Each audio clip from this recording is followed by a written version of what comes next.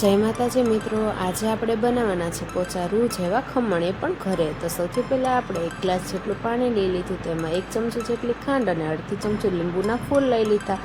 બંને વસ્તુ ઓગળે ત્યાં સુધી હલાવી લેવાનું છે। ત્યારબાદ આપણે તેમાં 1 વાટકો જેટલો ચણાનો લોટ લઈ લેવાનો છે અને તેને મિક્સ કરી લેવાનું છે અને એને 5 મિનિટ સુધી સતત હલાવતું રહેવાનું છે। ત્યારબાદ તેમાં અડધી ચમચી હળદર પાવડર, અડધી ચમચી મીઠું અને 1 ઈનોનું પેકેટ લઈ લેવાનું છે।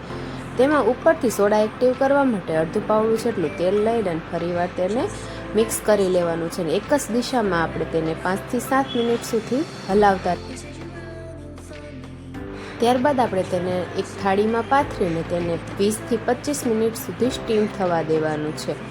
20 થી 25 મિનિટ બાદ આપણે જોઈશું તો આપણા ખમણ એકદમ ફૂલીને સોફ્ટ થઈ ગયા છે। તો આપણે તેને ચાકુની મદદથી જોઈ લઈશું તો આપણા ખમણ છે તે એકદમ સારી રીતે ચડી ગયા છે। તો હવે આપણે તેના બટકા કરી લઈશું ને ઉપરથી આપણે વઘાર કરી લઈશું। વઘાર કરવા મેં અહીંયા પેનમાં 1 પાવડું તેલ અને રાઈ, જીરું અને ખાંડનું પાણી એડ કરી, મીઠા લીમડાના પાણી એડ કરીને આપણે તેનો વઘાર કરી લીધો। ત્યારબાદ હવે ઉપરથી લીલા ધાણા એડ કરીને તેને સર્વ કરી લીધા।